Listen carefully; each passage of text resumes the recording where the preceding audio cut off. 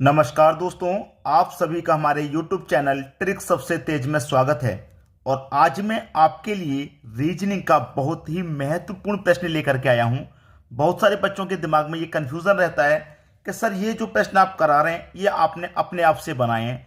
ये मैं अपने आप से नहीं बना रहा, ये आपके लिए जो प्रश्न मैं कराता हूँ ये पजल के प्रश्न होते हैं जो आगे बैंक पीओ, जो हाई लेवल के एग्जाम है यूपीएससी या बैंक पीओ में पूछे जाने वाले प्रश्न। ठीक है, इनको सीखना इसलिए जरूरी है कि अगर आप इनको थोड़ा सा समय देते हैं तो आपका जो माइंड है फ्रेश हो जाएगा, मतलब ग्रो करेगा। आपका जो माइंड है वो ग्रो करेगा आगे के लिए, इसलिए मैं इस तरीके के प्रश्न आपके लिए रखता हूं।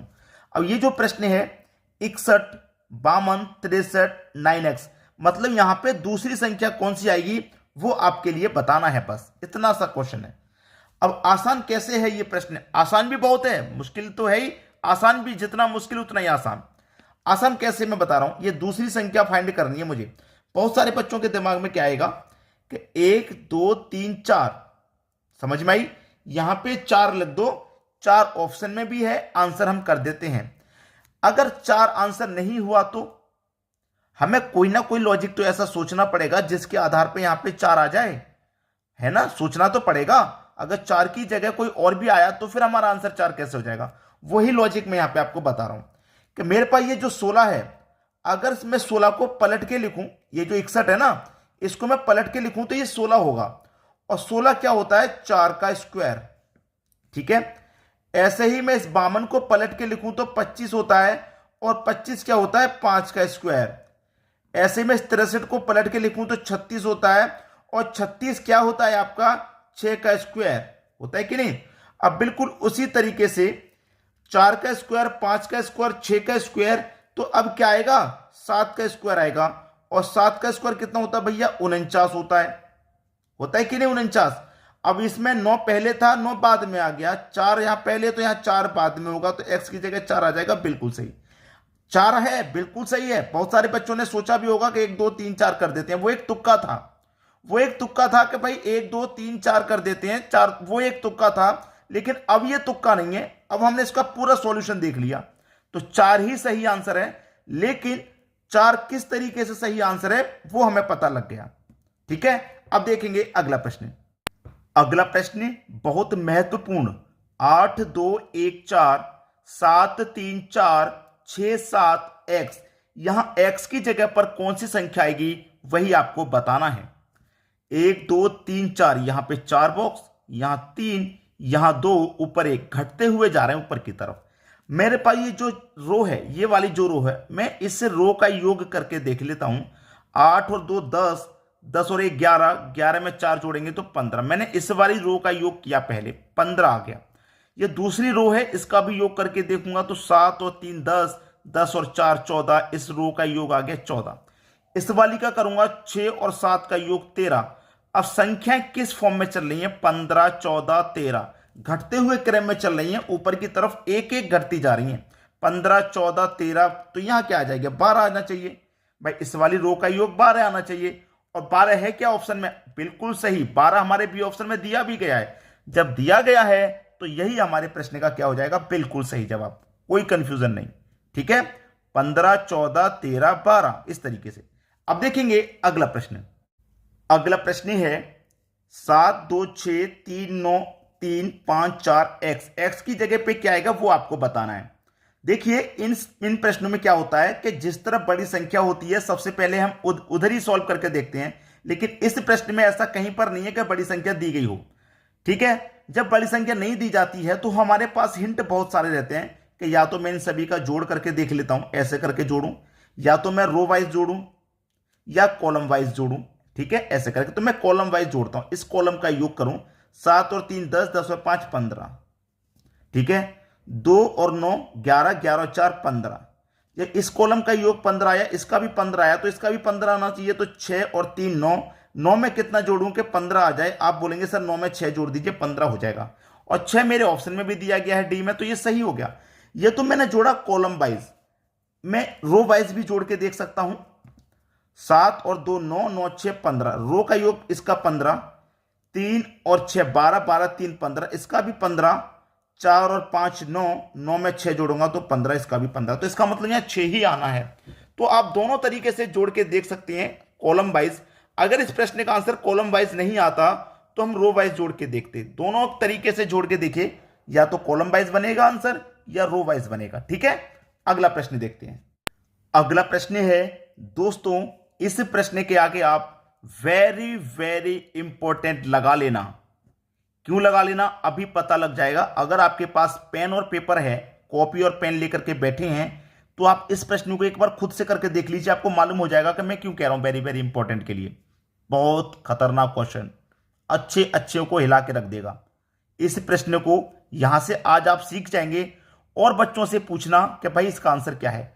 ठीक है, जो तैयारी कर रहे हैं उनसे पूछिए, शायद उनके पास इनका अनुभव हो। पूछने के लिए इसलिए कह रहा हूं कि जब आप उनसे पूछेंगे तो हो सकता है उनके पास कोई दूसरा आंसर हो इसका। अगर दूसरा आंसर नहीं है तो फिर आप उनको बताएंगे कि इसका आंसर ये है। इसलिए मैं हर बार कहता हूं कि वीडियो आप जब देख लेते हैं तो दूसरे बच्चों तक भी शेयर किया करें, ताकि उनको भी ऐसी नॉलेज सीखने को मिले। बहुत नॉलेजेबल क्वेश्चन। आप यहां प्रश्न को जब देखेंगे तो आपको क्या सीखने को मिलेगा, प्रश्न में कहीं बड़ी संख्या तो है नहीं। जब बड़ी संख्या नहीं है तो मैंने बोला आप ऐसे करके कॉलम वाइज ऐड कर लीजिए या रो वाइज ऐड कर लीजिए। बनता है, देखते हैं। 7 और 3 10, 3 13, 13 4 17, 1 और 2 3, 3 5 8, 8 4 12, यहां 17 आया, यहां 12। कॉलम वाइज नहीं बना, रो वाइज बना के देखो भाई। 3 और 1 4 और 2 6 4 10, 7 और 7 14 के 10 से ज्यादा हो गया। ना तो रो वाइज बन पा रहा ना कॉलम वाइज। लेकिन यहां पर आपको सम और विषम संख्या की तरफ थोड़ा सा ध्यान देना है। सम और विषम संख्या की तरफ आप ध्यान देंगे तो क्या हो जाएगा, 3 और 1 क्या होता है 4, तो आपको 4 मिल गया। सम संख्या का इस्तेमाल 2 का नहीं किया गया। दूसरी वाली रो में चलेंगे, दूसरी वाली रो में चलेंगे तो देखिए यहां पर क्या है, विषम संख्या 7 और 7 ही दे दिया, यानी कि सम संख्या का कोई भी इस्तेमाल यहां नहीं किया गया। भाई मैंने दो विषम संख्याओं को जोड़ा, 3 और 1 4, 4 मिल गया, सम का कोई इस्तेमाल नहीं। दूसरी रो में भी सम संख्या का कोई इस्तेमाल नहीं, 7 विषम है तो 7 को ही आंसर कर दिया। ऐसे ही ये विषम है और ये भी विषम है तो 3 और 5 8 हो गया, सम का कोई इस्तेमाल नहीं किया गया। ठीक है, तो यहां पे भी सम का कोई इस्तेमाल नहीं होगा, यहां पे भी सम का कोई इस्तेमाल नहीं होगा, यहां पे भी सम का कोई इस्तेमाल नहीं होगा। जब सम का कोई इस्तेमाल नहीं होगा तो एक्स का मान क्या आ जाएगा, 0 आ जाएगा, जो कि डी ऑप्शन में दिया गया है।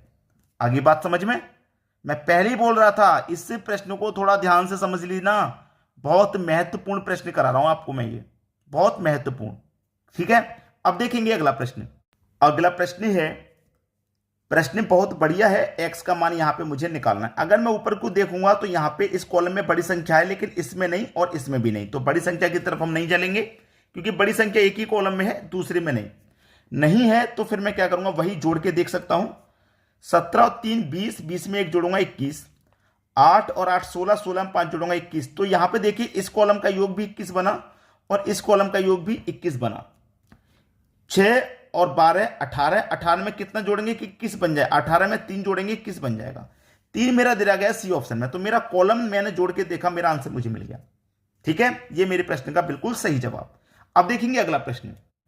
अगला प्रश्न है, इस एक्स के स्थान पर क्या आएगा ये हमें बता देना है।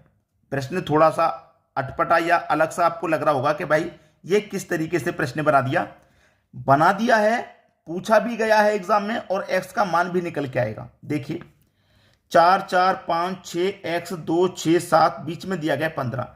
अब मैं ये कहूं कि भाई इस 15 को बीच में जो दिया गया है, आप कुछ संख्याओं को ऐसा करिए कि ये बीच वाली संख्या आपको मिले। तो मैं यहां पर क्या करूंगा, मेरे पास ये जो 3 संख्याएं ये वाली, इन 3 संख्याओं को पहले मैं अलग कर लेता हूं और इन 3 संख्याओं को मैं अलग, इन वाली 3 संख्याओं को मैं अलग करूंगा और इन वाली 3 संख्याओं से अलग बनाऊंगा संख्या। ठीक है, अब देखिए पहले मैं इधर से चलता हूं, 6 4 10, 10 और 5 15। तो मेरे पास इन तीनों संख्याओं से क्या बन गया, 15 बन गया। इन तीनों संख्याओं से, इन तीनों से बना के देखूं, 4 और 4 8, 8 7 15। तो मेरे पास इन तीनों संख्याओं से भी क्या हो गया, 15 बन गया। 6 और 7 कितना होता है, 13, 13 में 2 जोड़ो 15। तो इन तीनों संख्याओं से भी क्या बन गया, 15। तो इन तीनों संख्याओं से भी 15 ही बनेगा। 6 और 2 8, 8 में कितना जोड़ेंगे आप कि 15 बन जाए, तो आप 8 में 7 जोड़ेंगे, तो x का मान आ जाएगा भैया 7, जो कि बी ऑप्शन में दिया गया है। बताइए कहीं कोई कठिनाई आई हो, कोई कठिनाई नहीं होगी, बस थोड़ा सा दिमाग लगाना है। और ऐसे प्रश्न में इसीलिए रखता हूं कि आपका जो माइंड है वो ग्रो करे, प्रश्न की तरफ ग्रो करे, बस सोचने की शक्ति को बढ़ाएगा आपकी को। अब देखेंगे अगला प्रश्न।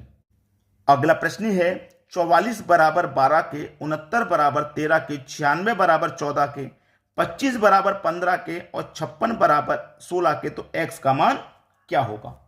x का मान क्या होगा भाई? बहुत ही बढ़िया प्रश्न है। देखिए प्रश्न को आप ध्यान से देखिएगा कि अगर मैं इस 12 का स्क्वायर करूं तो 12 का स्क्वायर कितना होता है? 144, जिसमें से 44 तो दिया गया है, एक नहीं दिया गया, तो इसका मतलब यहां पे एक आएगा। ऐसे ही 13 का स्क्वायर करूं तो 169 होता है, जिसमें कि 69 तो दिया गया है, एक नहीं दिया गया, तो एक यहां आएगा।